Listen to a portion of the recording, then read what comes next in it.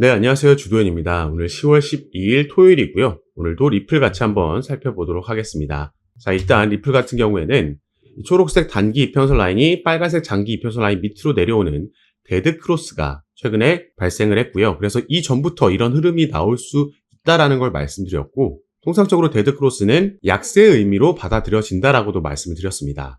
다만 리플 같은 경우에는 올해 4분기에 상당히 긍정적인 포인트들, 상승 모멘텀들이 많이 남아있고, 또 시장도 최근 발표된 경제 지표들로 인해서 버텨주는 모습을 보여주면서 리플도 다행히 추가 하락이 아닌 이 지지라인을 만드는 버텨주는 모습을 가져가고 있는 거죠. 일단 시장 전체에 최근 영향을 줬던 건 이 급락은 중동발 지정학적 리스크로 인해서 떨어졌지만, 저번 주에는 고용지표가 긍정적으로 나와주면서 시장이 반등을 만들어내는 모습, 버텨주는 모습 가져갔고, CPI 쇼크라고 해서 소비자 물가지수가 시장의 예상치보다는 낮게 나왔지만 그래도 우리가 팩트를 바라봤을 때 최근 2년 동안 중에 가장 적은 폭의 상승이 나왔던 거기 때문에 크게 무너지지 않았다라고 볼 수 있습니다. 이 다음 날 어제 나온 생산자 물가지수는 오히려 또 긍정적으로 나와줬죠. 그래서 이 다음번 CPI에 대한 기대감도 올라간 거고, 이게 금리 인하에 대한 기대감으로도 이어지고 있다, 이렇게 보시면 되겠습니다. 그리고 리플 같은 경우에는 SEC와의 소송에서 교차 항소를 결정을 했습니다. 그래서 이 부분이 우리의 기대처럼 빠르게 소송이라는 리스크 자체가 아예 없어지진 않고 조금 더 길게 끌리게 됐지만, 결국에 이 결과는 SEC가 패소했던 그 결과는 XRP가 증권이 아니라는 결과는 바뀌지 않을 거라고 전망하고 있습니다. 때문에 크게 시세에 추가 악영향을 주진 않을 거다, 이렇게 생각하시면 좋을 것 같고요. 다음 달 대선 결과에 따라서 만약에 트럼프가 된다면 SEC 위원장 게리 갠슬러가 교체가 될 거고, 좀 더 명확한 암호화폐 시장에 규제가 생겨나면서 이 소송이 크게 의미가 없어질 수도 있습니다. 그래서 너무 걱정하실 필요가 없다라고 말씀을 드리겠고, 이것보다 사실 우리가 더 주목해야 되는 건 최근 나온 긍정적인 리플의 호재 소식이 되겠는데요. 자, 바로 이 부분입니다. 제가 작년부터 말씀드렸던 리플의 암호화폐 수탁 서비스, 이 커스터디 서비스가 드디어 출시된다라고 발표를 한 거죠. 그래서 오늘은 이 부분에 대해서 말씀드리면서 설명해 드리면서 이게 당장의 시세에 영향을 준다라기보다 우리가 조금 더 중장기적으로 바라봤을 때 왜 중요한 이슈인지 함께 살펴볼 건데, 먼저 이 밑에 내용을 보겠습니다. 이 커스터디 서비스, 수탁 서비스가 뭔지 간략하게 보시면, 이건 디지털 자산을 보관할 수 있도록 지원하는 서비스입니다. 은행과 핀테크 고객이 디지털 토큰을 보관하고 유지할 수 있도록 다양한 기능을 제공한다라고 나와 있죠. 그리고 리플은 이 사업을 작년부터 준비했습니다. 작년에 이 메타코라는 스위스 기반의 커스터디 업체를 인수한 거죠. 무려 우리나라 돈으로 3천억 원이 넘는 이 금액을 현금으로 지불하면서 인수를 했고, 당시에 메타코가 이미 고객사로 보유하고 있던 고객들이 이 시티은행 그룹도 있고 또 세력급으로 불리는 여러 기업들이 있었기 때문에 이 기업들이 하루아침에 이 인수를 통해서 리플의 고객이 된 거기 때문에 상당히 긍정적이라고도 말씀을 드렸습니다. 그래서 이 소식이 전해졌을 때 나스닥에서도 이렇게 5개 광고까지 게재하면서 축하를 해줬던 거죠. 나스닥도 이 커스터디 서비스, 수탁 서비스에 대한 관심을 가지고 있었고, 여기에 대한 사업 영역에 뛰어들 준비를 하고 있었기 때문에 더욱더 이런 관심을 불러일으켰다 볼 수 있는 부분이고요. 나스닥도 여기에 대한 관심이 있고 이 사업에 진출한다라면은 당연히 나스닥과 리플에 대한 연관성도 우리가 추후에 기대해 볼 수 있겠습니다. 가장 대표적으로는 나스닥의 리플 상장이 되겠죠. 그리고 리플 같은 경우는 여기서 그치지 않고 추가로 스탠다드 커스티디를 인수를 했습니다. 무려 이 관련 기업을 2개나 인수를 한 거죠. 그러면 리플이 왜 여기에 대한 투자를 이렇게 크게 단행했는지 그 이유를 살펴봐야지 우리가 이게 얼마나 큰 호재인지도 알 수 있겠는데요.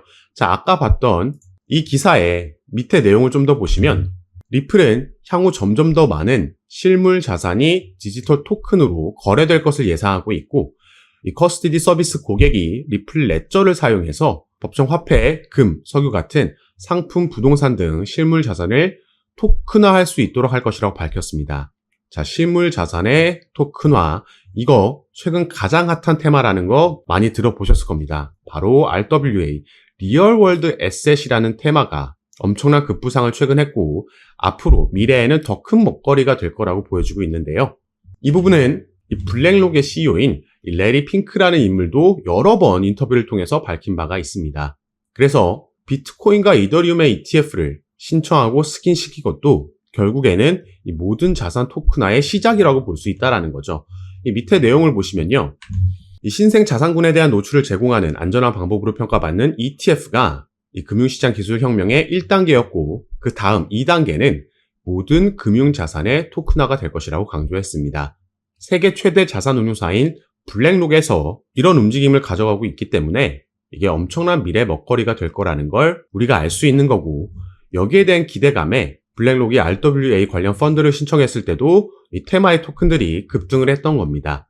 그래서 리플 같은 경우에는 이 미래 먹거리를 위해서 미리 준비하고 투자를 한 거고, 때문에 추후에 이 부분이 더 큰 호재로서 시세에 반영될 수 있다라고 우리가 기대해 볼 수 있는 거죠. 아직 끝나지 않은 이 항소 이슈 같은 경우에는 처음부터 SEC가 이 폼 C라는 밑에 보이는 서류 양식을 제출하지 않았었습니다. 제2항소법원에 이 서류를 제출하지 않았었기 때문에 공식 항소가 바로 진행됐던 게 아니고 항소 통지서만 제출했던 거죠.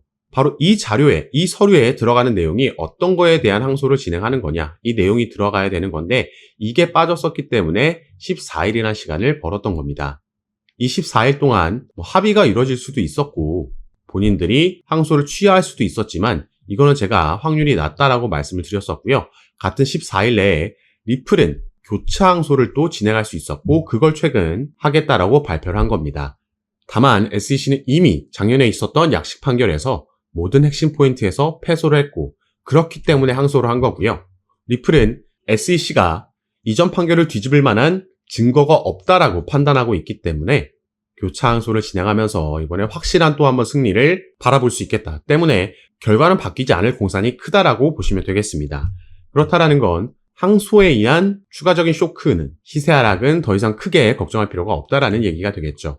그러면 리플은 올해 4분기 그리고 내년까지 전망해 봤을 때 우리가 오늘 살펴본 수탁 서비스라는 큰 호재거리도 있고 최근 발표한 이 스테이블 코인도 출시를 앞두고 있습니다. 이미 99%가 민팅됐다라고 말씀을 드렸고요.